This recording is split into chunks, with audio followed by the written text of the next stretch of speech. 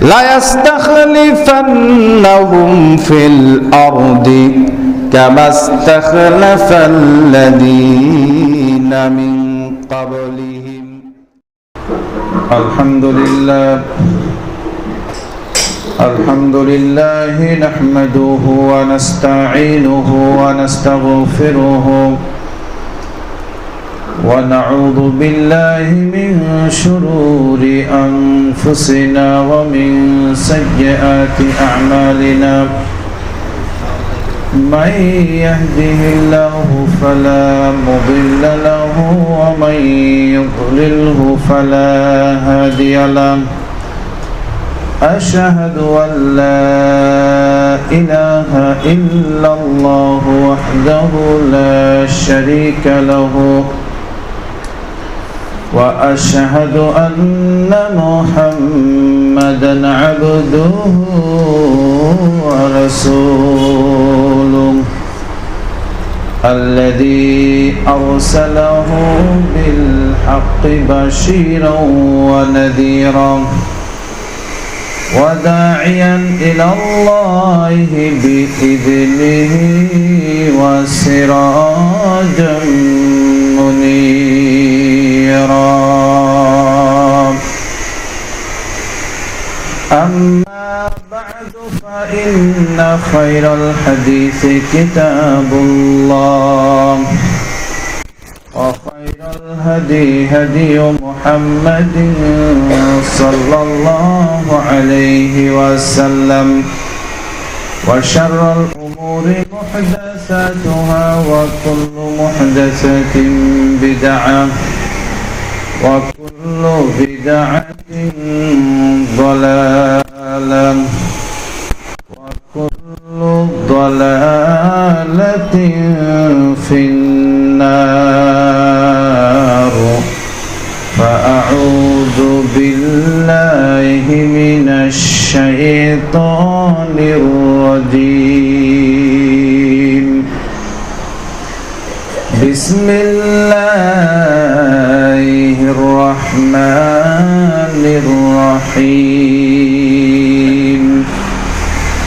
يا أيها الناس اتقوا ربكم الذي خلقكم من نفس واحدة وخلق منها زوجها وبث منهما رجالا كثيرا ونساء واتقوا الله الذي تساءلون به والأرحام إن الله كان عليكم رقيبا.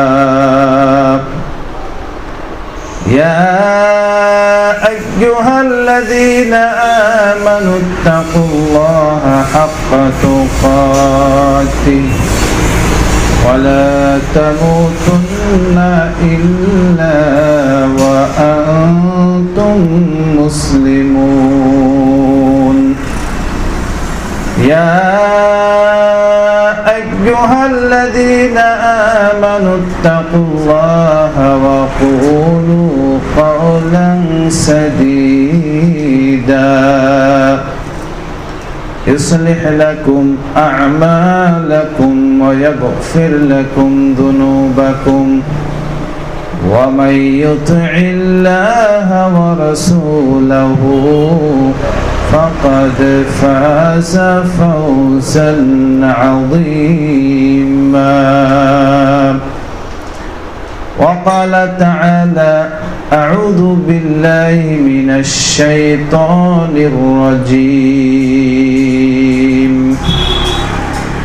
أولا يرون أنهم يفتنون في كل عام مرة أو مرتين ثم لا يتوبون ولا هم يذكرون.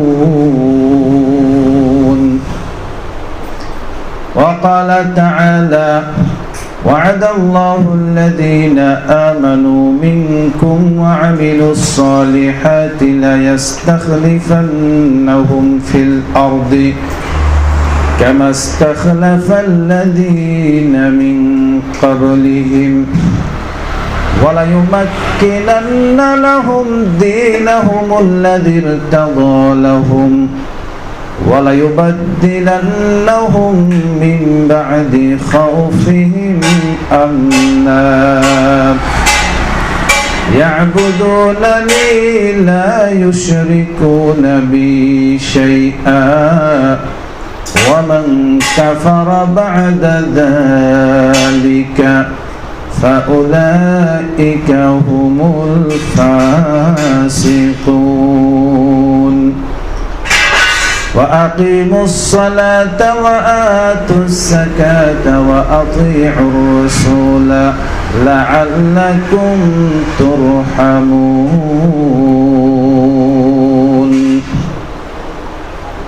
প্রশংসা মাত্রই আল্লাহ সুবহানাহু ওয়া তাআলার। দরুদ ও সালাম বর্ষিত হোক আমাদের নবী মুহাম্মদ রাসূলুল্লাহ সাল্লাল্লাহু আলাইহি ওয়াসাল্লামের উপর। শান্তি বর্ষিত হোক তার পরিবার বর্গের উপর, শান্তি বর্ষিত হোক আসহাবে কেরামের উপর, শান্তি বর্ষিত হোক তাবেঈন তাবেঈনগণের উপর, শান্তি বর্ষিত হোক যে সমস্ত মুসলিম নর নারী আল্লাহ এবং তার রাসূলের আনুগত্য করে এই দুনিয়া হতে বিদায় নিয়ে কবরে চলে গেছেন। বিশেষ করে আমাদের আত্মীয় স্বজন, মা বাবা ভাই বোন অনেকেই কবরে চলে গেছেন। আল্লাহ তাদের কবরের আযাবগুলো মাফ করে দিন। বিশেষ করে এই সমাজ যারা গঠন করেছে, যারা আজ কোরআন সুন্নাত ধারক বাহক হিসাবে সমাজে কাজ করছে, অনেকেই আমাদের মধ্য থেকে কবরে চলে গেছেন। আল্লাহ তাদের কবরের আযাবগুলো মাফ করে দিয়ে, তাদের জিন্দেগীর গুনাহ ক্ষমা করে দিয়ে তাদেরকে জান্নাত নসিব করে দিন। আল্লাহ সুবহানাহু ওয়া তাআলার কাছে আরজ করি, আজ বিশ্ব মুসলমান নির্যাতনের শিকার। আমরা দোয়া করি আল্লাহ সুবহানাহু ওয়া তাআলার কাছে আল্লাহ তাদেরকে হেফাজত করুন, হাফিজাহুমুল্লাহ। আমি আপনাদের সামনে মহাগ্রন্থ আল কোরআন থেকে 9 নম্বর সূরা সূরা তাওবার 126 নম্বর আয়াত তেলাওয়াত করেছি প্রথম, আর 24 নম্বর সূরা অর্থাৎ সূরা নূর 55 এবং 56 নম্বর আয়াত আপনাদের সামনে তেলাওয়াত করেছি। এই সম্পর্কে আমি কিছু বক্তব্য রেখেই, কিছু কথা বলেই আপনাদের সামনে থেকে খুতবা রীতি টানবো এবং বিদায় নেব ইনশাআল্লাহুল আজিজ। আল্লাহ রাব্বুল আলামিন সূরা তাওবার 126 নম্বর আয়াত এ বলছেন যে আওয়ালা ইয়ারাউনা আন্নাহুম ইফতানুনা ফি কুল্লি আমিন মাররাতান আও মাররাতাইন। আওয়ালা ইয়ারাউনা, তারা কি দেখে না? তারা কি অন্তর্দৃষ্টি দিয়ে একবার দেখে না? শুধু দেখলেই হয় না, একজন দেখে উপলব্ধি করে, একজন দেখে কিন্তু দেখে উপলব্ধি করতে পারে না। আল্লাহ রাব্বুল আলামিন পৃথিবীর সমস্ত মানুষকে বলছেন আওয়ালা ইয়ারাউনা আন্নাহুম ইফতানুন, তারা কি অন্তর্দৃষ্টি দিয়ে একবার ভাবে না, অন্তর্দৃষ্টি দিয়ে দেখে না?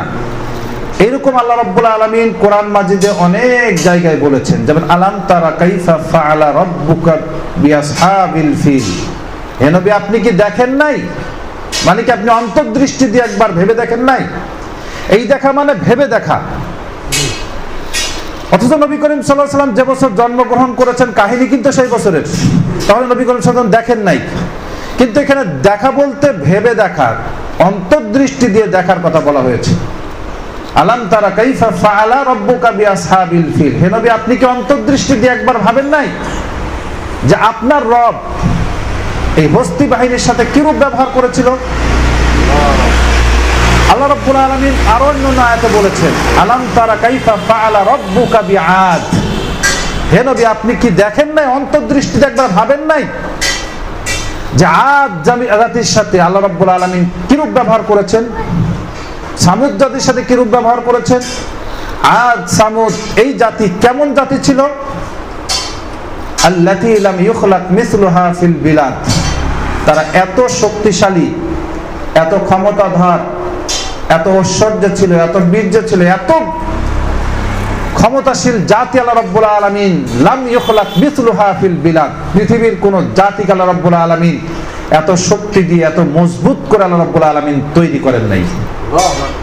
যাদেরকে বলা হয়েছে ইরামা যাতিল ইমাদ। ইরামা যাতিল ইমাদ, কেউ কেউ বলেছেন একটা গোত্রের নাম ইরাম এবং ইমাদ, দুটা গোত্র। আবার কেউ কেউ ইরামা যাতিল ইমাদ বলতে তারা স্তম্ভের ন্যায় শক্তিশালী।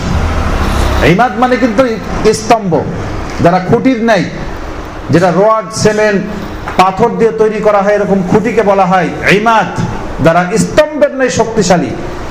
আল্লাহ রাব্বুল আলামিন তাদেরকে ধ্বংস করছেন আর বলছেন যে তাদেরকে তুমি দেখতে পাবে যারা খেজুর গাছ কেটে ফেলে রাখলে যেরকম পড়ে থাকে, খেজুর গাছের কাণ্ড ছাড়া কিছু দেখা যায় না, ঠিক তাদেরকে দেখতে পাবে এরকম, তারপরেও তারা নিঃশেষ হয়ে যাবে না। তো আল্লাহ রাব্বুল আলামিন এই কথাই নবী করিম সাল্লাল্লাহু আলাইহি ওয়াসাল্লামকে বলছেন। ফিরাউনকে ধ্বংস করলেন, এরকম প্রত্যেকটা জাতিকে ধ্বংস করার পর বলছে একবার তুমি কি অন্তর্দৃষ্টি দিয়ে দেখো নাই? ঠিক আমাদেরকে আল্লাহ রাব্বুল আলামিন বলছেন আওয়ালা ইয়ারাউনা আন্নাহুম ফি কুল্লি আমিন মাররাতান আও মাররাতাইন। তারা কি দেখে না, বলতে মুমিনরা কি দেখে না, বিশ্বের মানুষ কি এগুলো একবার অন্তর্দৃষ্টি দিয়ে ভেবে দেখে না?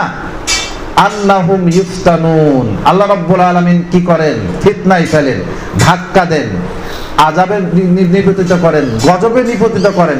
কখন? আন্নাহুম, অবশ্যই তাদেরকে, ইফতানুন কি করে?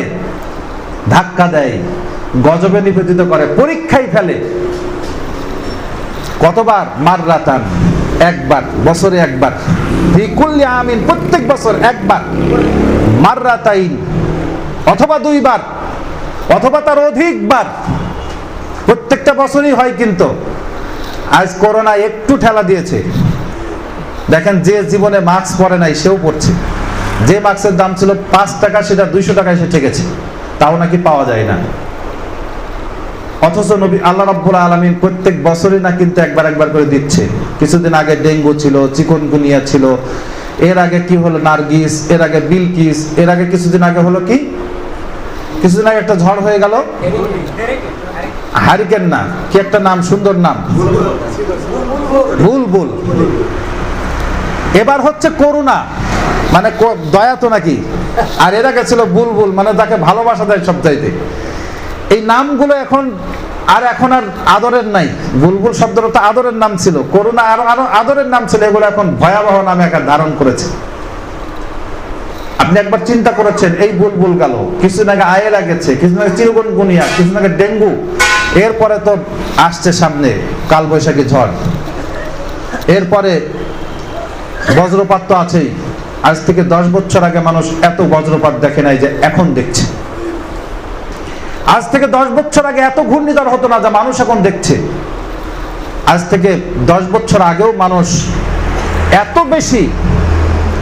এত বেশি ভূমিকম্পও দেখে নাই যা এখন হচ্ছে, প্রায় বছরে কয়েকবার হচ্ছে।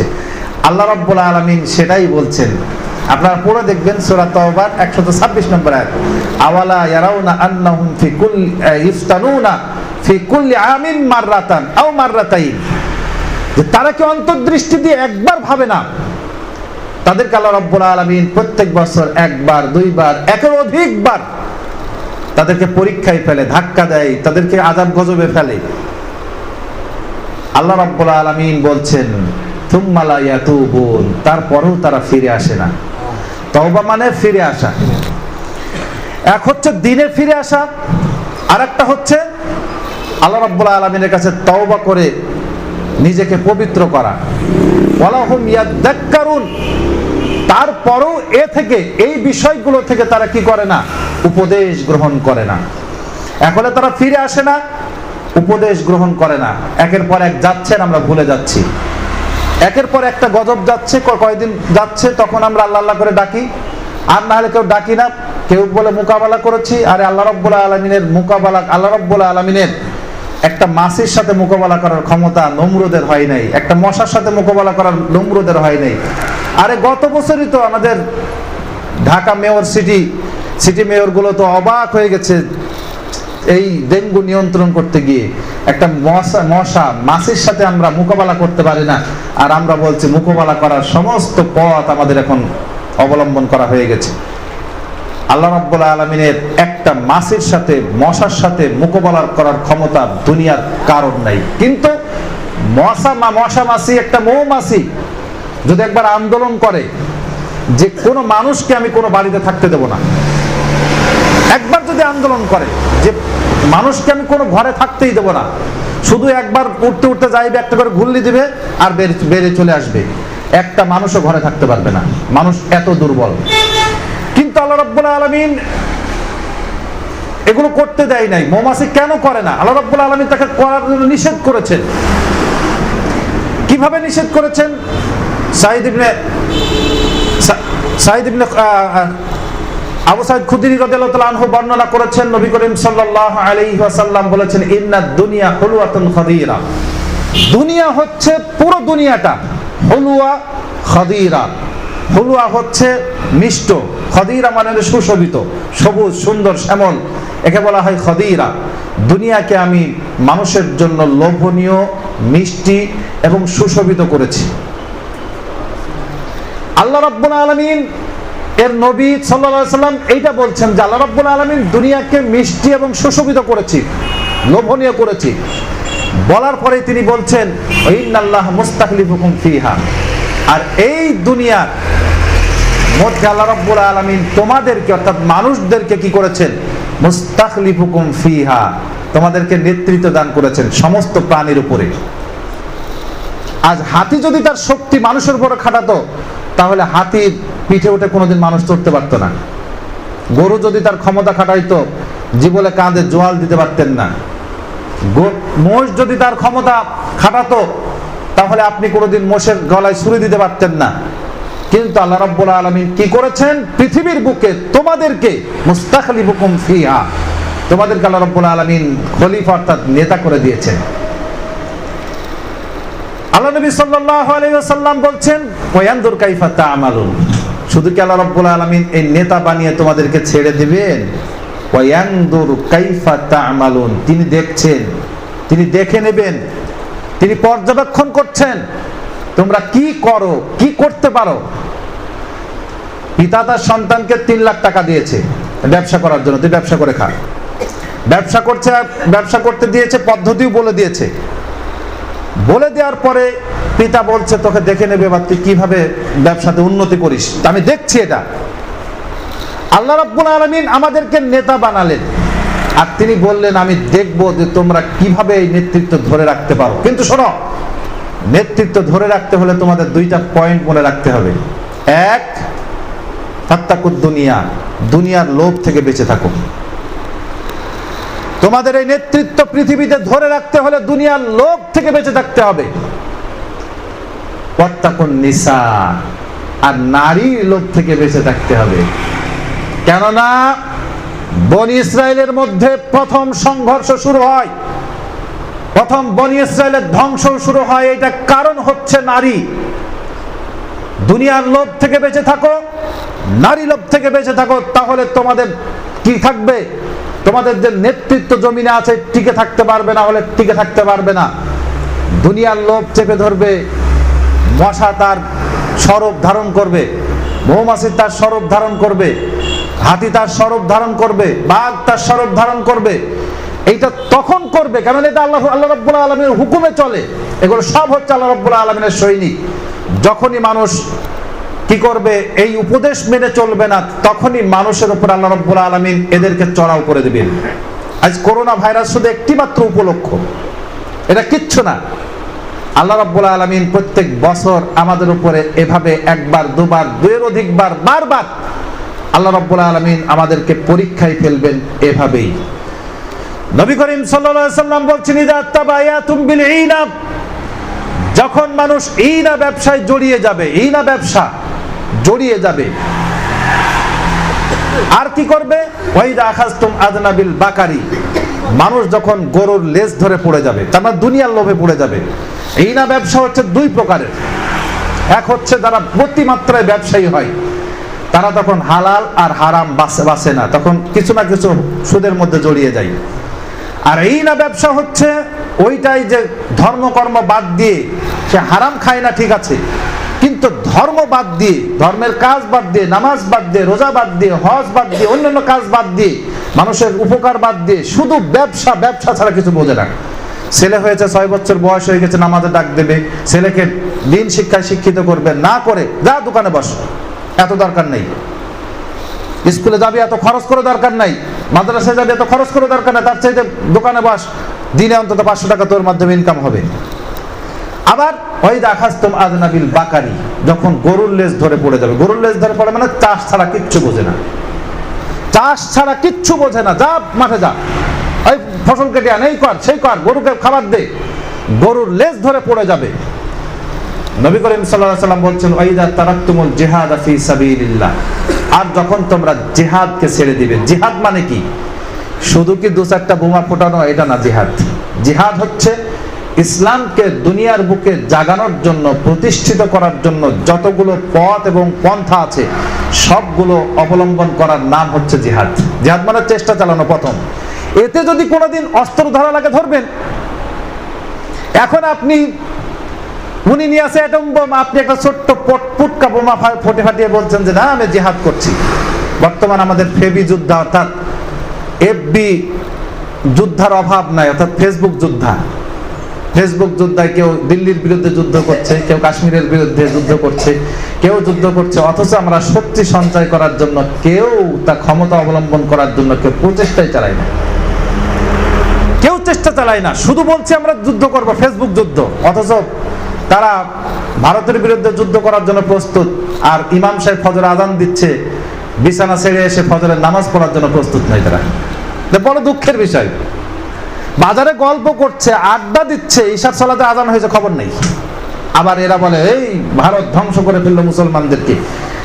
এটা মুসলমানদেরকে ধ্বংস তারা করেন নাই, নিজেরা নিজেদের ধ্বংস ডেকে এনেছেন। আপনারা ছিলেন সিংহের জাতি, বাঘের জাতি।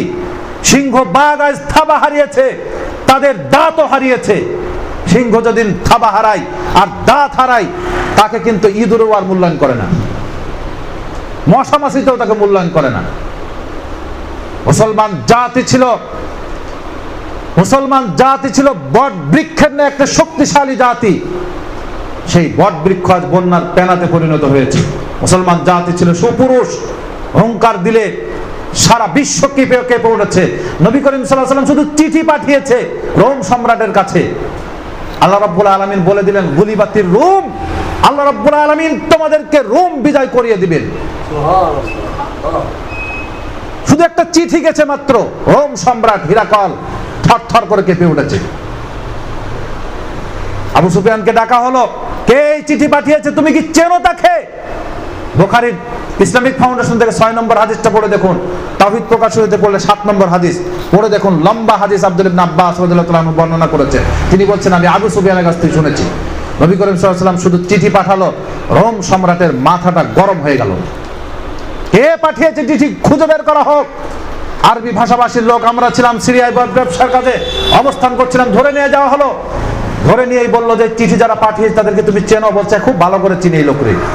আমি তার বিরুদ্ধে মিথ্যা কথা বলার জন্য প্রস্তুতি গ্রহণ করছিলাম, পারলাম না। আমার সাথীরা বলে দিবে, আর মিথ্যা ধরা পড়লে একমাত্র শাস্তি হচ্ছে মৃত্যুদণ্ড। আর মুসলমানরা মিথ্যার সাথে একেবারে জর্জরিত হয়ে গেছে। আবু সুফিয়ান বলল, অনেকগুলো প্রশ্ন করলো, প্রশ্নের উত্তর দিলাম। রোম সম্রাট বলছে তুমি যদি সত্য বলে থাকো, তোমাকে যে যে প্রশ্ন করেছি, তাহলে মনে রাখো আমি রোম সম্রাট।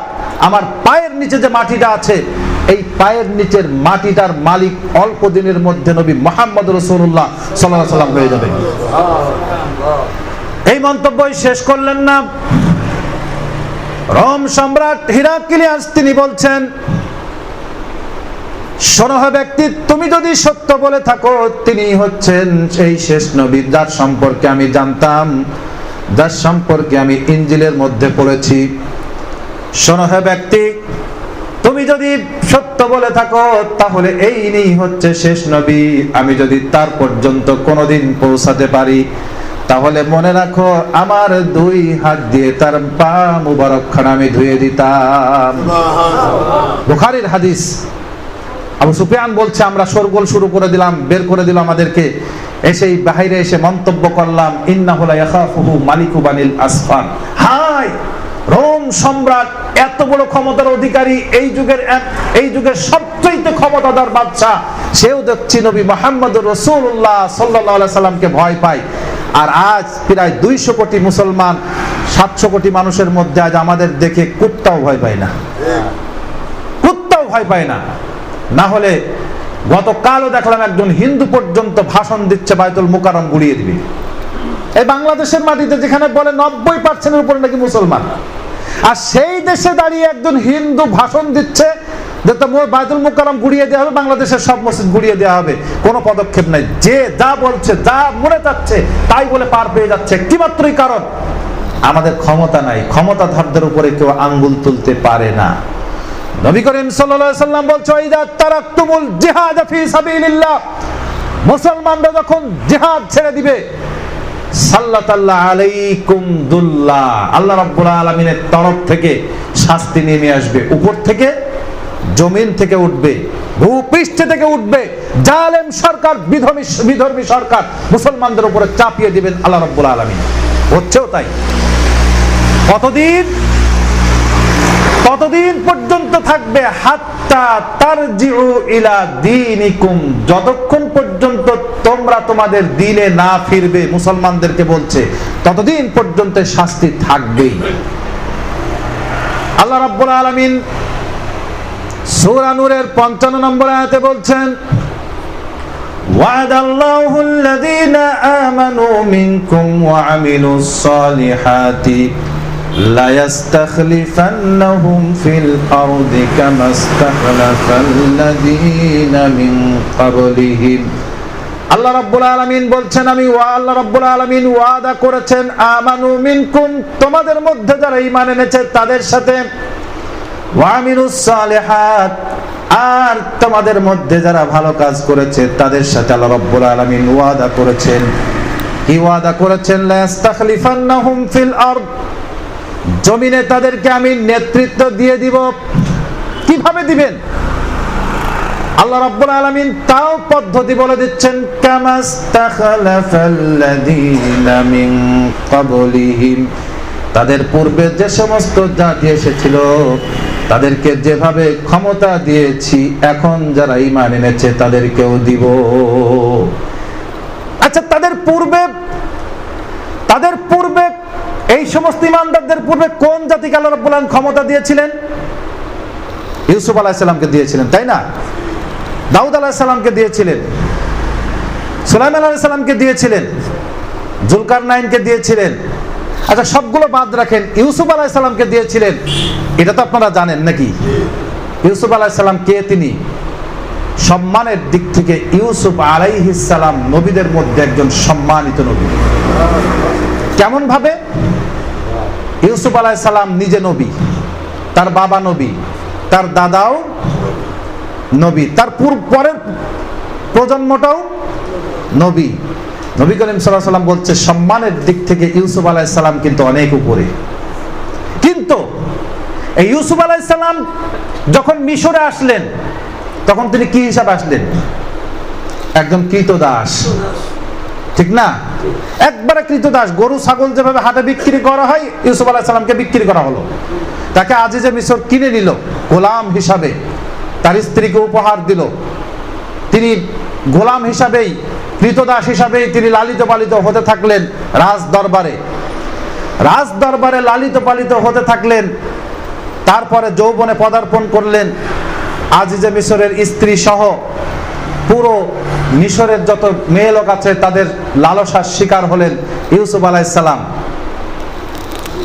ইউসুফ আলাইহিস সালাম তাদের লালসার শিকার হলেন, যার কারণে ইউসুফ আলাইহিস সালাম তিনি এই নারীদের লালসার শিকার না হয়ে তিনি নিজে স্বেচ্ছায় কারাবাস বরণ করে নিলেন। যিনি ছিলেন কৃতদাস হিসাবেও থাকতে পারলেন না, চলে গেলেন কারাগারে। নবী করিম সাল্লাল্লাহু আলাইহি সাল্লাম এই হাদিসেই বলছেন যে ইউসুফ আলাইহিস সালাম সবচাইতে সম্মানিত একজন নবী। আর তাকে যেভাবে কারাগারে নির্যাতন করা হয়েছে 7 থেকে 10 বছর পর্যন্ত, আমি মুহাম্মদ সাল্লাল্লাহু আলাইহি সাল্লামকেও যদি এইভাবে নির্যাতন করা হতো, হয়তো আমি ধৈর্য ধরতে পারতাম না। আল্লাহ রাব্বুল আলামিন ইউসুফ আলাইহিস সালামকে কি করলেন? হিতদাস থেকে কারাগার থেকে বের করে এনে আল্লাহ রাব্বুল আলামিন সারা মিশরকে তার হাতের মুঠোর মধ্যে করে দিলেন। যে ছিলেন একজন কৃতদাস, তারপরে কারাবাস, আর কারাগার থেকে বের করে এনে পুরো মিশরটা তার হাতে দিয়ে দিলেন। আপনি চিন্তা করেছেন কত নিচে থেকে আল্লাহ রাব্বুল আলামিন তাকে ক্ষমতা দিয়েছেন? পুরো মিশরের মালিক হয়ে গেলেন তিনি। আর মিশর কি জানতানো দেশ? আজ থেকে 5000 বছর আগে মিশর যত উন্নত ছিল, আমার বাংলাদেশ এখনো সে উন্নত শিখরে পৌঁছাতে পারে নাই। বিশ্বাস করেন না, জুলাইখার যে ঘরটা ছিল, আপনারা কোরআনে পড়েছেন, একটা নয়, দুইটা নয়, 7টা গেট পার হয়ে তার রুম পর্যন্ত পৌঁছানো লাগতো। এখনো পর্যন্ত কোনো মন্ত্রীর এরকম বাড়ি নেই।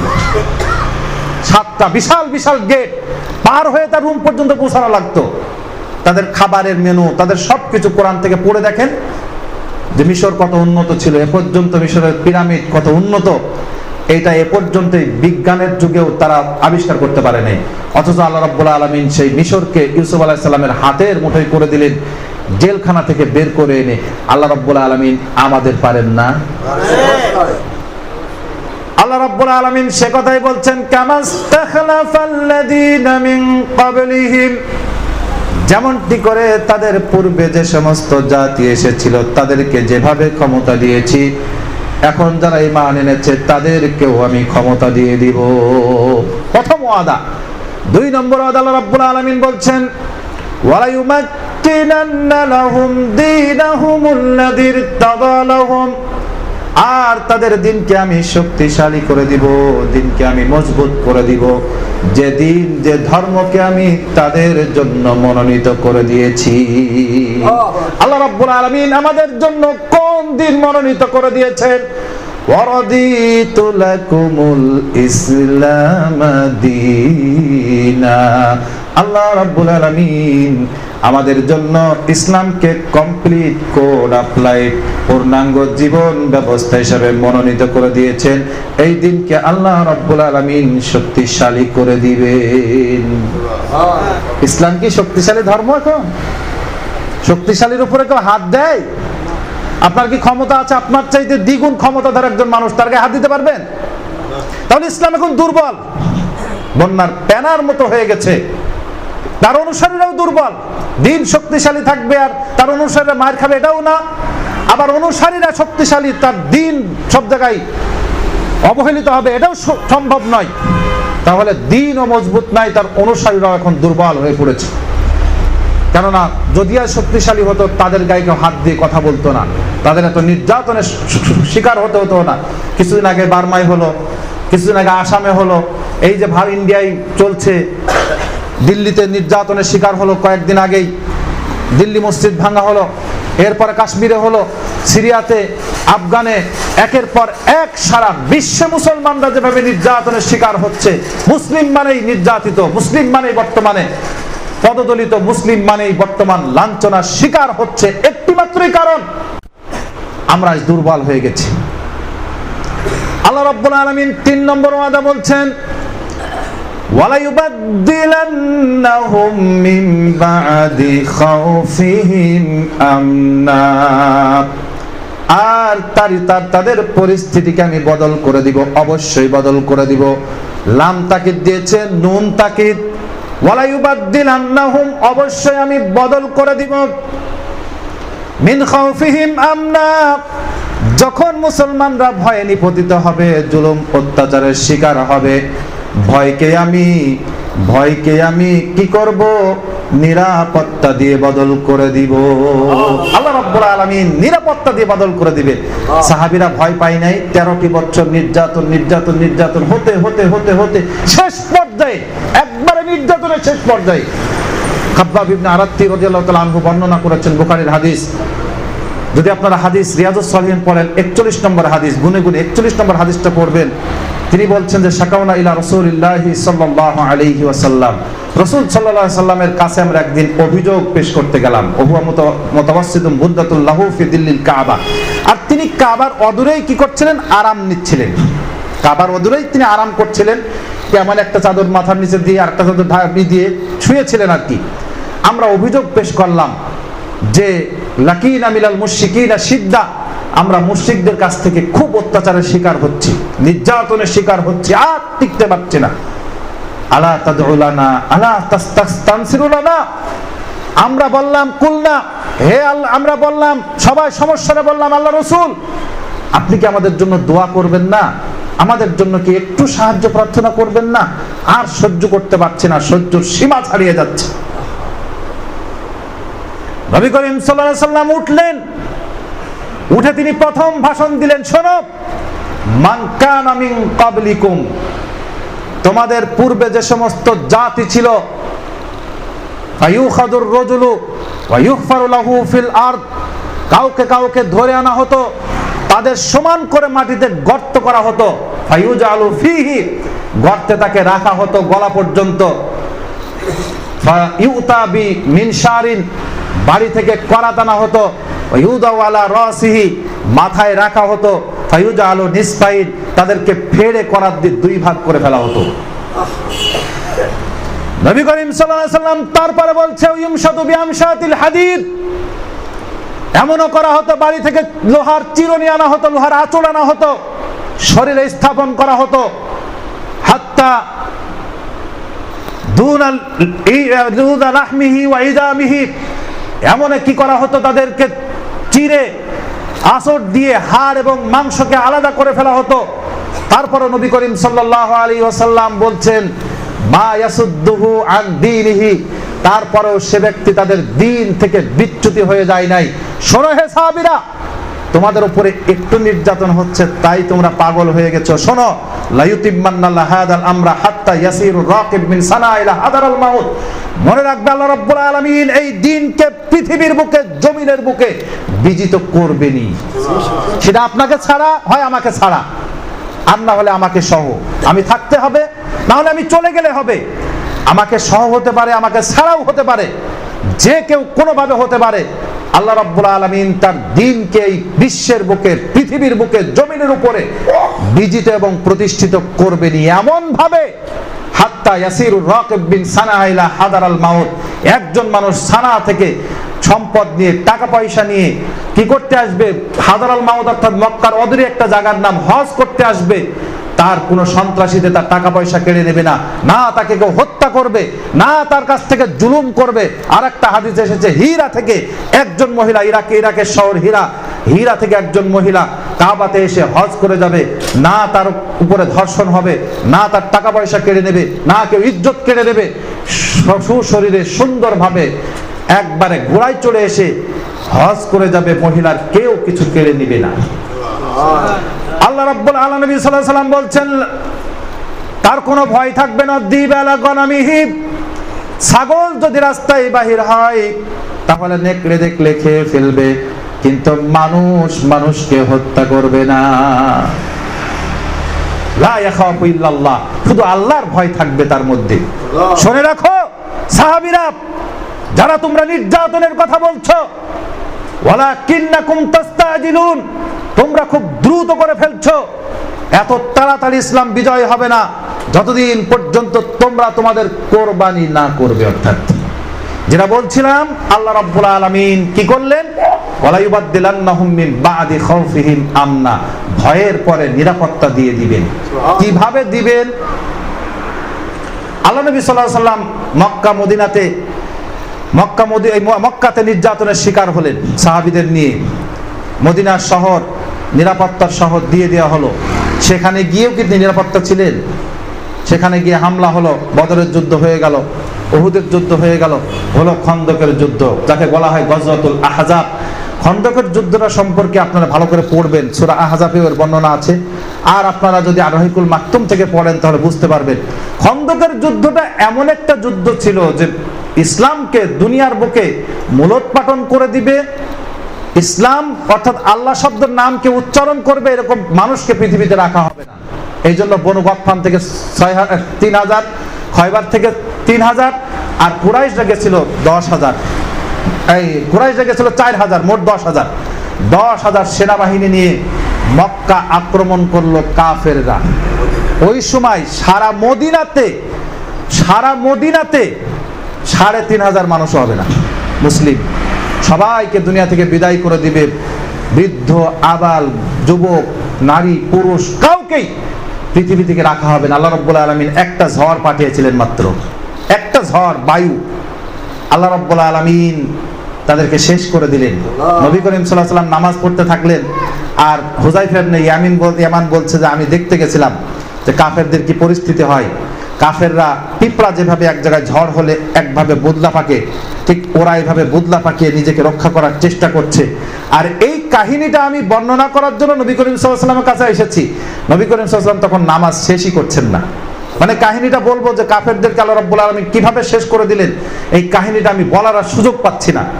আল্লাহ রাব্বুল আলামিন কিভাবে শেষ করে দিয়েছেন, আল্লাহ রাব্বুল আলামিন সে কথাই বলছেন, ইন্নাল্লাযীনা ক্বালু রাব্বুনাল্লাহু থুম্মা ইসতাকামু তাতানাজ্জালু আলাইহিমুল মালাঈকাতু আল্লা তাখাফু ওয়া লা তাহজানু ওয়া আবশিরু বিল জান্নাতিল্লাতী কুনতুম তুআদুন।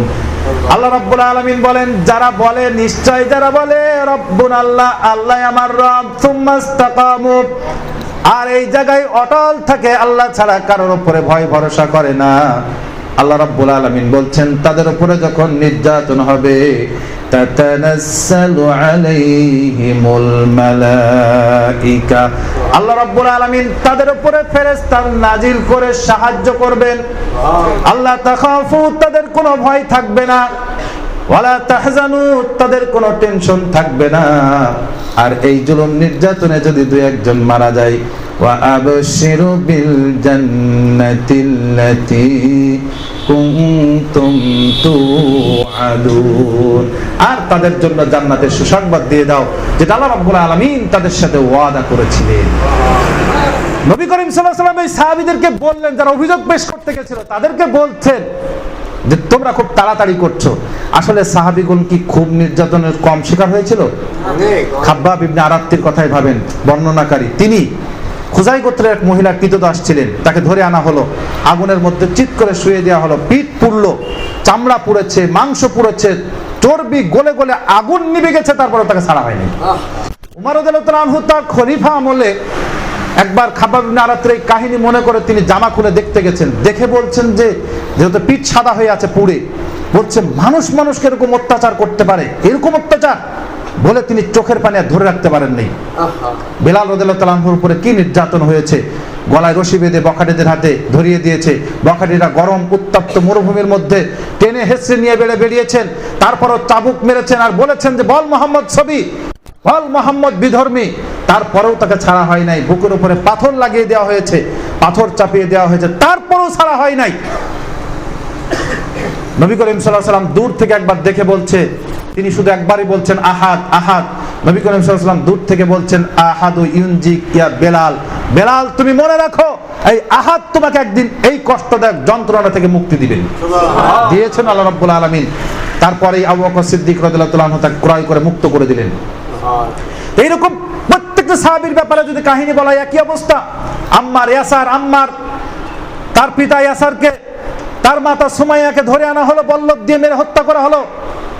আম্মারকে দুই ঘোড়াতে বেঁধে দেওয়া হলো, ফেড়ে দুই ভাগ হয়ে গেল। আম্মারকে গরম পানির মধ্যে ডুবানো হয়, উঠানো হয়, তারপরেও তাকে স্বীকারোক্তি নেওয়া হয় যে তুমি বল মোহাম্মদ ছবি, বল মোহাম্মদ বিধর্মী, তারপরেও তাকে ছেড়ে দেওয়া হয় না। যখন স্বীকার করা গেল, যখন ছেড়ে দেওয়া হয়, নবী করিম সাল্লাল্লাহু আলাইহি ওয়াসাল্লামের কাছে কাঁদতে কাঁদতে বলছেন যে আমি তো আর সহ্য করতে না পেরে বলে বসেছি। আল্লাহ রাব্বুল আলামিন কোরআনের আয়াত নাজিল করলেন, যতই জবরদস্তি করা হোক, জোর করে কাউকে ঈমান হরণ করানো হলে তা কখনো ঈমান নষ্ট হয়ে যায় না। যেমন ভারত এখন করা হচ্ছে, বল জয় শ্রীরাম, বল জয় কৃষ্ণ, এইভাবে জোর করে কাউকে বলে নিলে তার ঈমানটা নষ্ট হয়ে যাবে না। আজ থেকে 1450 বছর আগে আল্লাহ নবী সাল্লাল্লাহু আলাইহি ওয়াসাল্লামের এই সাহাবীর মাধ্যমে তা শিখিয়ে গেছেন। এই ওয়াদা আল্লাহ রাব্বুল আলামিন করেছেন। কয়টি ওয়াদা? এক, তাদেরকে ক্ষমতা দিবেন, দিনকে শক্তিশালী করবেন, ভয়ের নিরাপত্তা দিবেন। একটাও কি আছে? নাই। কেন? সময় মনে হয় শেষ হয়ে গেছে। তো নাই কেন নিরাপত্তা? আল্লাহ রাব্বুল আলামিন তার ওয়াদা বাস্তবায়ন করছেন না কেন? আল্লাহ রাব্বুল আলামিন ওয়াদা খিলাফকারী মনে করেন? না। আল্লাহ রাব্বুল আলামিন করছেন না এই কারণেই তিনি কিছু শর্ত আরোপ করেছেন। এই শর্তগুলো মানছেন না। আয়াতটা পড়ুন এবার, সূরা আন-নূরের 55 নম্বর আয়াত। তিনি বলছেন তখন আমি দিব, তখন এই 3টি ওয়াদা বাস্তবায়ন করব। কি ওয়াদা? তাদেরকে ক্ষমতা দিব, শক্তিশালী করে দিব। 2, কি করব? তাদের দিনকে মজবুত করে দিব। 3, ভয় আসলে, ভীতি আসলে, নির্যাতন আসলে আমি তাদেরকে নিরাপত্তা দিয়ে দিব। কখন? যখন ইয়াবুদুনানি, যখন তারা আমার ইবাদত করবে। প্রথম শর্ত। ইবাদতটা কি? 5 ওয়াক্ত নামাজ পড়া, রোজা রাখা, হজ করা, যাকাত দেওয়া, এটাই কি ইবাদত? এগুলো তো অবশ্যই ইবাদত, কিন্তু এগুলো ছাড়াও আরো কাজ আছে। এগুলো না পড়েও কেউ ইবাদত করা সম্ভব নয়, এগুলো পড়তেই হবে। সাথে সাথে ইবাদতের আরো কিছু কাজ আছে। এই জন্য শাইখুল ইসলাম ইবনে তাইমিয়া রাহিমাহুল্লাহ তাআলা একটা সংজ্ঞা দিয়েছেন, আল ইবাদাতু হুয়া ইসমুন জামিউন লিহিব্বুহুল্লাহ ওয়া ইয়ারদা মিনাল আকওয়ালি ওয়াল আ'মালি ওয়াদ যাহিরাতি ওয়াল বাতিনা। ইবাদত হচ্ছে ওই কাজ, কথাকে বলা হয় যা করলে আল্লাহ রাব্বুল আলামিন খুশি হন। সেটা হোক কথাই হোক আর কাজে হোক, গোপনে হোক চাই প্রকাশ্যে হোক। গোপনে প্রকাশ্যে যা করলে, যা বললে আল্লাহ রাব্বুল আলামিনকে রাজি করা যায়। একটা উদাহরণ দিলে বুঝতে পারবেন। নবী করিম সাল্লাল্লাহু আলাইহি সাল্লামের একটি হাদিস আছে, দেখবেন যে একজন বেশ্যা মহিলা মরুভূমি দিয়ে যাচ্ছিল। তো হঠাৎ করে একটি পিপাসার্ত কুকুরকে দেখতে পেল, তার খুব দয়া লেগে গেল। বুখারীর হাদিস কিন্তু। দয়া লাগলো, গায়ে থেকে উন্নাটা খুলে ফেললো। এর গায়ে উন্না থাকে, বেশ্যা মহিলার আরব্য। আমাদের আবার হাজী সাহেবের মেয়েদের গায়ে উন্না থাকে না, আলেমের মেয়ের গায়ে উন্না থাকে না। দুঃখের বিষয় একটা। উন্নাটা খুলে ফেললো, খুলে খুলে চিরে চিরে দড়ি বানালো। পাশে একটা কুয়া ছিল, আর পা থেকে চামড়ার মোজাটা খুলে ফেললো, দড়ি বানালো, বানিয়ে মোজা দিয়ে পানি তুলে কুকুরকে খাওয়ালো। আল্লাহ রাব্বুল আলামিনের কাজটি খুব ভালো লেগে গেল, তার জিন্দেগীর সব গুনাহ মাফ করে দিলেন। এজন্য বুঝতে হবে ইবাদতটা কি। একটা প্রাণী, তাও আবার কুকুর, যা থাকলে ফেরেশতা থাকে না। যে প্রাণী থাকলে, এখানে থাকলে ফেরেশতা থাকবে না। কিন্তু আল্লাহ রাব্বুল আলামিনের সৃষ্টি তো কুকুরকে পানি পান করানোর জন্য আল্লাহ রাব্বুল আলামিন তার জিন্দেগীর গুনাহ মাফ করে দিয়েছে। আরেকটা হাদিস আছে, পাশাপাশি একজন মহিলা একটা বিড়ালকে ধরে রেখেছে, খাইতে দেয় নাই, নিজে খাবে সেটাও করে নাই। আটকে রাখতে রাখতে একশো বিড়ালটা মারা গেছে ক্ষুধা এবং পিপাসায়। আল্লাহ রাব্বুল আলামিন এই মহিলার কথা বলেছে আবেদা সলেহা, ইবাদতকারিনী মহিলা, ভালো মহিলা, কিন্তু একটি বিড়ালকে কষ্ট দেওয়ার কারণে মারা গেছে। এই কারণে আল্লাহ রাব্বুল আলামিন তাকে জাহান্নামে নিযুক্ত করেছে। এরকম শত শত কাজ আছে যেগুলো ইবাদত। একটি হাদিস এসেছে এরকম যে নবী করিম সাল্লাল্লাহু আলাইহি ওয়াসাল্লাম বলতে, ছোট্ট একটা কাজের জন্য একজন মানুষকে আমি জান্নাতে দেখছি ঘোরাফেরা করছে। কি কাজ? লোকটি রাস্তা দিয়ে হেঁটে যাচ্ছিল, হঠাৎ করে দেখলো একটা গাছের গুড়ি পড়া আছে। তো বলছে, আল্লাহর কসম করে বলছি, এই রাস্তা দিয়ে আমার অনেক ভাই হেঁটে গেছে, খুব কষ্ট করেছে, কতই না কষ্ট করেছে। গাছের গুড়িটা আমি যতক্ষণ পর্যন্ত না সরাবো ততক্ষণ পর্যন্ত আমি এখান থেকে নড়বো না। কষ্ট করে গাছের গুড়িটা সরিয়ে দিয়েছে। আল্লাহ রাব্বুল আলামিনের খুব ভালো লেগে গেছে, তার ঠিকানা জান্নাত করে দিয়েছেন। আর আমরা রাস্তায় গাছ ফেলে ডাকাতি করি, রাস্তা কাটতে একটু কুণ্ঠাবোধ করি না, পায়খানাগুলো করলে রাস্তার ধারেই করি, রাস্তার বালি আর ইট চুরি করি না, এরকম মানুষই খুব কম আছে। রাস্তায় যখন কাজ হয় ইট চুরি করি না আর বালি চুরি করি, এরকম কম মানুষই আছে। কিছুদিন আগেই নলুয়া মাহফিল করে যাচ্ছিলাম এদিক দিয়ে, কালিয়ান ভিতর দিয়ে, কালিয়ানের রাস্তায় কাজ চলছে, ভোরবেলা তো দেখছি মহিলা পুরুষ এইরকম ভাবে বালি নিচ্ছে আর যাচ্ছে, মানে আমি অবাক হয়ে গেছি, এটা আবার কিভাবে সম্ভব। তো এই রাস্তা নবী করিম সাল্লাল্লাহু আলাইহি ওয়াসাল্লাম বলেছেন ইমানের 70টা অঙ্গ আছে, তার মধ্যে সবচাইতে মজবুত অঙ্গের নাম হচ্ছে কাউলু লা ইলাহা ইল্লাল্লাহ। হাদিস নম্বর 6 নম্বর হাদিস দেখবেন মেশকাত থেকে পড়ে আসলে। আর আদনাহা ইমাতাতুল আদা আনিত তারিক, 70টার মধ্যে একটি অঙ্গ হচ্ছে রাস্তার কষ্টদায়ক জিনিস দূর করা। নবী করিম সাল্লাল্লাহু আলাইহি ওয়াসাল্লাম বলছেন, তুমি তুল আদা আনিত তারিকি সাদাকা, রাস্তা থেকে কষ্টদায়ক জিনিস দূর করলে, টাকা পয়সা দান করলে যেরকম সওয়াব হয় এরকম সওয়াব হয়। তাহলে রাস্তা থেকে কষ্টদায়ক জিনিস দূর করা একটা ইমানের অঙ্গ। যদি কেউ রাস্তা থেকে কষ্টদায়ক জিনিস দূর না করে সেটা আরো ফেলে, তাহলে তার ইমানই নাই, ইমানই নাই। এগুলো হচ্ছে ইবাদত। ইয়াবুদুনানি, তারা যখন আমার ইবাদত করবে। আল্লাহ রাব্বুল আলামিন বলেন, ওয়ামা খালাকতুল জিন্না ওয়াল ইনসা ইল্লা লিয়াবুদুন, আমি মানুষকে জিনকে সৃষ্টি করেছি শুধুমাত্র আমি ইবাদত করার জন্য। মা উরিদু মিনহুম বিরিজক, আমি তার কাছে রিজিক চাই না। ওয়ামা উরিদু আইয়ুতঈমুন, তার কাছ থেকে 3 বেলা খেতেও চাই না। শুধু ইবাদত করার জন্য সৃষ্টি করেছে। তাফসিরে বাগাউবি ওয়াল কুরতুবি অর্থ করেছেন ইল্লা লিয়াবুদুন মা'নাহু ইল্লা লিওয়াহিদুন। ইল্লা লিয়াবুদুনের অর্থ হচ্ছে ইল্লা লিওয়াহিদুন, শুধু ইবাদত করলেই হবে না। হিন্দুরা ইবাদত করে, বৌদ্ধরা ইবাদত করে, খ্রিস্টানরা ইবাদত করে, সবাই ইবাদত করে, কিন্তু তাদের মধ্যে আমাদের ইবাদতের মধ্যে পার্থক্য কি? ইল্লা লিওয়াহিদুন, ইবাদত করলেই হবে না, ইবাদতটা হতে হবে তাওহীদ ভিত্তিক। ইবাদতের মধ্যে তাওহীদ থাকতে হবে, আর ইবাদতটা হতে হবে নবী মুহাম্মদ রাসূল সাল্লাল্লাহু আলাইহি সাল্লামের পদ্ধতিতেই। এই জন্য আল্লাহ রাব্বুল আলামিন দ্বিতীয় শর্ত লাগালেন, ইয়াবুদুনানি লা ইউশরিকুনা বি শাইআ ওয়া মান কাফারা বা'দা যালিকা ফাউলাইকা হুমুল ফাসিকুন। যখন তারা আমার ইবাদত করবে, এখন ইবাদত করবে, 2 নম্বর হচ্ছে ইবাদত করতে গিয়ে আমার সাথে কাউকে কোনো অবস্থায় শিরিক করবে না। এর ব্যাখ্যা দিব না, এতটুকু মনে রাখবেন শিরিক কি ধরনের অপরাধ, শিরিক মানে কি। শিরিক হচ্ছে আল্লাহ রাব্বুল আলামিনের সামঞ্জস্য তৈরি করা, পার্টনার তৈরি করা, এটা শব্দে বেশি বুঝি। পার্টনার মানে রোগ ভালো করার মালিক আল্লাহ রাব্বুল আলামিন, সন্তান দেওয়ার মালিক আল্লাহ রাব্বুল আলামিন। আজ করোনা ভাইরাস এসেছে, আল্লাহ রাব্বুল আলামিন একটা সৃষ্টি মাত্র, তার একটা সৈনিক, এটা আল্লাহ রাব্বুল আলামিন দিয়েছেন। এখন যদি মনে করে যে করোনা ভাইরাস সম্পর্কে মোকাবেলা করব, এই গ্রহণ করেছি সেই গ্রহণ করেছি, আল্লাহ রাব্বুল আলামিনের কাছে একবারও পানা চাইলাম না যে আল্লাহ তোমার পাঠানো সৃষ্টি, এটা সৃষ্টি তো, আল্লাহ সৃষ্টি থেকে আমাকে রক্ষা করো। আল্লাহ নবী সাল্লাল্লাহু আলাইহি সাল্লাম কি এই সমস্ত কিছু জানতেন না? আল্লাহ জানান নাই, তাকে পদ্ধতি গ্রহণ করতে বলেন নাই?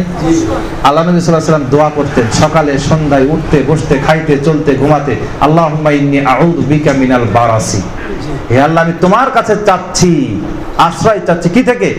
বারাস মানে শ্বেতরোগ, যেখানে সেখানে সাদা হয়ে যাওয়া, এই শ্বেতরোগ থেকে আল্লাহ তোমার কাছে আশ্রয় চাচ্ছি। অল জুনুন, পাগলামি হতে, হঠাৎ করে ভালো আছি পাগলামি যেন আমার মধ্যে যেন পাগলামি না আসে। পাগল এমন একটা রোগ, আমার মতো একজন মানুষ এখানে খুতবা দিচ্ছে, আপনারা সম্মানের সাথে এখানে দাঁড়িয়েছেন, আজ যদি আমার মধ্যে পাগলামি শুরু হয় আর কোনোদিন আমাকে এখানে উঠতে দেবেন না। ডোনাল্ড ট্রাম্প এত বড় একটা সম্মানিত, বিশ্বের ডাক্তাররা যদি বলে যে এই পাগল, একে আর কোনোদিন এর দেখতে আসবে না কেউ, রাস্তাঘাটে হেঁটে বেড়াবে কেউ দেখবে না। এই জন্য নবী করিম সাল্লাল্লাহু আলাইহি ওয়াসাল্লাম বলেছেন, আমাকে যত অপবাদ দিয়েছে আমার কোনো কষ্ট হয় নাই, যখন আমাকে আরববাসী পাগল বলেছে আমার সবচেয়ে কষ্ট লেগেছে, কারণ পাগলের কথা কেউ শোনে না পৃথিবীতে। পাগল এমন একটা রোগ, নবী করিম সাল্লাল্লাহু আলাইহি ওয়াসাল্লাম দোয়া করেছেন, আমার পাগলামি হতে আশ্রয় চাচ্ছি তোমার কাছে। জুনুন ওয়াল জুজাম, কুষ্ঠ রোগ হতে আল্লাহ তোমার কাছে আশ্রয় চাচ্ছি। এই 3টা রোগ পরিচিত, নির্দিষ্ট রোগ, কিন্তু আল্লাহ নবী সাল্লাল্লাহু আলাইহি ওয়াসাল্লাম পরে বললেন কি? ওয়া মিন সাইয়্যিল আসকাম, সাইয়্যিল আসকাম, বড় বড় যত ইনফ্লুয়েঞ্জা ভাইরাস এসেছে, আসবে, কিয়ামত পর্যন্ত সমস্ত ইনফ্লুয়েঞ্জা ভাইরাস হতে আল্লাহ তোমার কাছে আশ্রয় চাচ্ছি। এখন আজ করোনা এসেছে, কিছুদিন আগে তো চিকুনগুনিয়া ছিল, তারপরে ছিল ডেঙ্গু, তার আগেও তো ছিল ব্লাড ফ্লু। আপনারা ভুলে যান, আল্লাহ রাব্বুল আলামিন এই কথাই বলছেন, সুম্মা লা ইয়াতুবুন ওয়া লাহুম ইয়াযাক্কারুন, তারা কি করে না, ফিরে আসে না, আর এ থেকে উপদেশ গ্রহণ করে না, ভুলে যায়। অথচ দেখেন এক একটা চলে যাচ্ছে, আমরা ভুলে যাচ্ছি বারবার। সোয়াইন ফ্লুর কথা আপনারা চিন্তা করেছেন? শুয়ারের জ্বর মানুষের মধ্যে, কোনোদিন ভেবেছেন নাকি একবারও? পাখির জ্বর মানুষের মধ্যে, ব্লাড ফ্লু, কিছুদিন আগে এসেছিল নিপা ভাইরাস। এরকম একের পর এক ভাইরাস আসছে আর যাচ্ছে। এরকম কিয়ামত পর্যন্ত যত ইনফ্লুয়েঞ্জা ভাইরাস আসবে সবগুলো থেকে আল্লাহ তোমার কাছে আশ্রয় চাচ্ছি। আমরা এগুলো করতে পারি না, এগুলো আমরা করি না। আজকে অন্য পদ্ধতি ধরছি। আল্লাহ রাব্বুল আলামিন রোগ ভালো করার মালিক, সন্তান দেওয়ার মালিক যদি অন্য কারোর কাছে চান, তাহলে এটা শিরিক হয়ে গেল। সম্মানিত উপস্থিতি, বলছিলাম শিরিক হচ্ছে আল্লাহ যেগুলো করেন সেগুলো করলে। শিরিক এমন একটা অ্যাটম বোমের নাম, যেমন ধরেন একজন একটা বিল্ডিং তৈরি করেছে 20 তলা, তৈরি করতে অন্তত 5 বছর 6 বছর সময় লেগে যায়। এই 20 তলা বিল্ডিং এর নিচে কেউ যদি শক্তিশালী একটা বোমা দেয়, ধ্বংস হতে কতক্ষণ লাগবে? সর্বোচ্চ 20 থেকে 25 মিনিট বা 10 মিনিট। ঠিক এই 5 বছর থেকে 10 বছরের পরিশ্রম ধ্বংস করতে মাত্র কয়েক মিনিট। একটা শক্তিশালী বোমা। শিরিক হচ্ছে আমলকে ধ্বংস করার জন্য আপনার 100 বছরের আমল ধ্বংস করতে সময় নেবে মাত্র কয়েক সেকেন্ড। শিরিক এর নাম। আল্লাহ রাব্বুল আলামিন শিরিক সম্পর্কে অনেক কথা বলেছেন। শিরিক করলে আল্লাহ রাব্বুল আলামিন মাফ করবেন না, তার জন্য জাহান্নাম হারাম, জান্নাত হারাম, তার ঠিকানা জাহান্নাম। তারপরে শিরিক ছাড়া যে কোনো গুনাহ আল্লাহ রাব্বুল ক্ষমা করবেন। এগুলো সূরা মায়েদার 72 নম্বর আয়াতে, সূরা নিসার 48, 116 নম্বর আয়াতে এসেছে। কিন্তু সবচেয়ে মারাত্মক আয়াত যেটা, সেটা হচ্ছে সূরা জুমারের 65 নম্বর আয়াত। আল্লাহ রাব্বুল আলামিন বলেছেন, ওয়ালাকাদ উহিয়া ইলাইকা ওয়া ইলাল লাযিনা মিন ক্বাবলিকা লাইন আশরাকতা লা ইয়াহবাতান্না আমালুকা ওয়া লা তাকুনান্না মিনাল খাসিরিন। আল্লাহ রাব্বুল আলামিন বলেন, হে নবী, তোমার কাছে যেভাবে ওহী নাজিল করেছি, তোমার পূর্বে যে সমস্ত নবী এসেছে, রাসূল এসেছে, তাদের কাছেও অনুরূপ ওহী নাজিল করেছিলাম। কি শর্তে?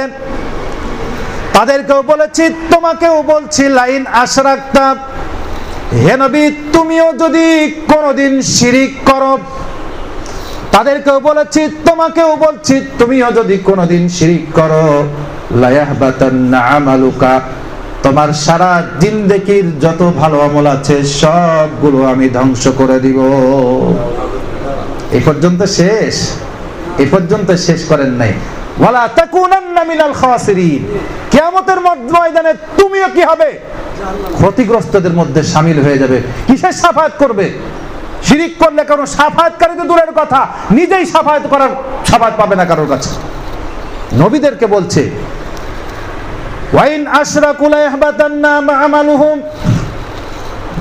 আল্লাহ রাব্বুল আলামিন বলছেন, যদি তোমার উম্মতের মানুষও শিরিক করে, যদি তারা শিরিক করে, তাহলে কি হবে? ইয়াহবাতান্না আমালুহুম ওয়ালা, তাদের আমলও আল্লাহ রাব্বুল আলামিন ব্যর্থ করে দিবেন, নষ্ট করে দিবেন। নবীরা করলেও নষ্ট করবেন, সাধারণ মানুষও যদি কোনো শিরিক করে, তাও আল্লাহ রাব্বুল আলামিন তার আমল শেষ করে দিবেন। এটা হাদিসে কুদসিতে এসেছে।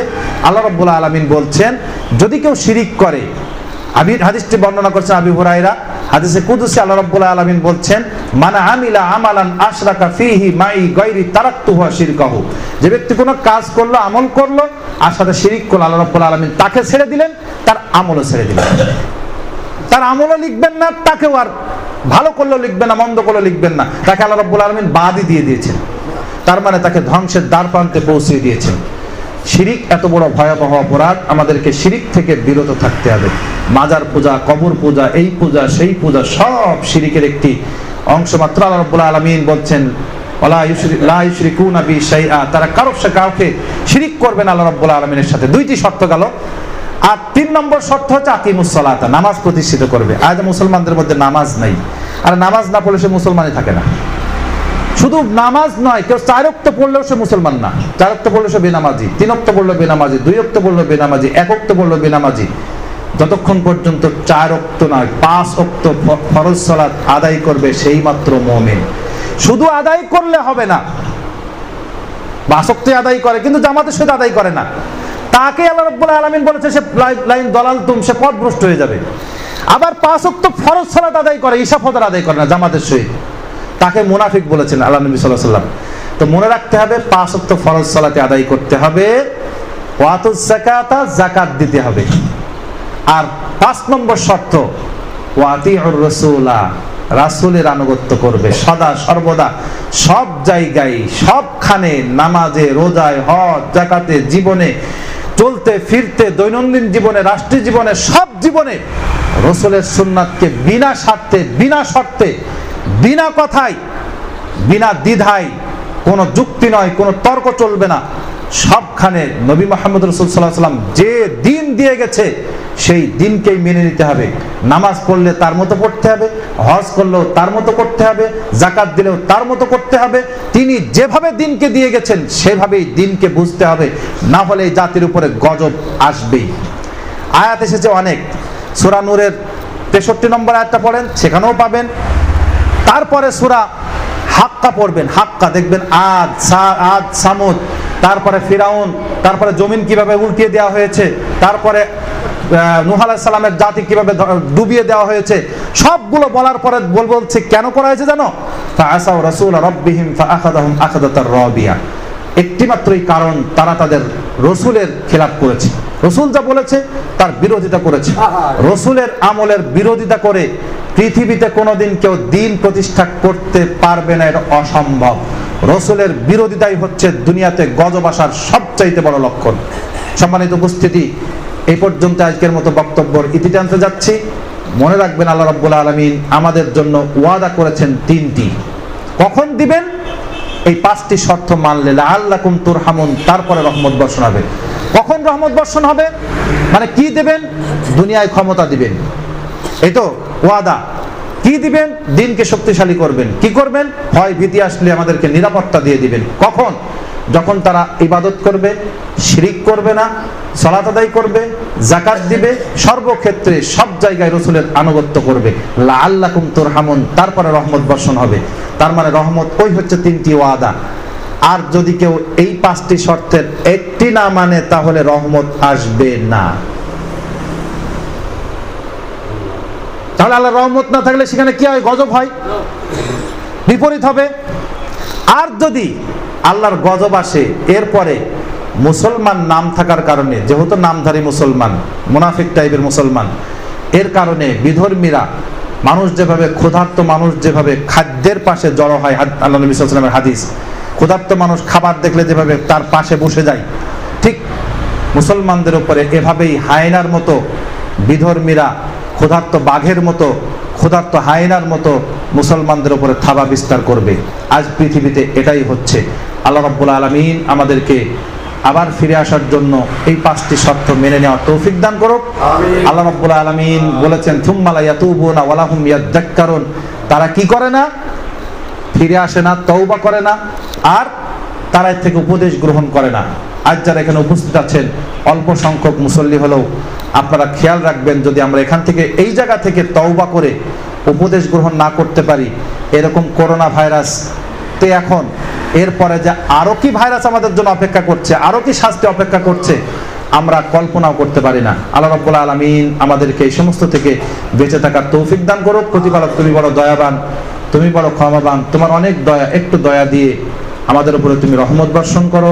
দুনিয়ায় যে গজব চলছে, করোনা ভাইরাস সহ আরো অন্যান্য আযাব গজব, আল্লাহ তুমি তা উঠিয়ে নাও। এই বলে আজকের বক্তব্য এখানে নিতে টানছি। সুবহানাকাল্লাহুম্মা ওয়া বিহামদিকা আশহাদু আল্লা ইলাহা ইল্লা আনতা আস্তাগফিরুকা ওয়া আতুবু ইলাইক। আলহামদুলিল্লাহ হামদান কাসীরান তাইয়্যিবান মুবারাকান ফি কামা ইউহিব্বু রাব্বুনা ওয়া ইয়ারদা।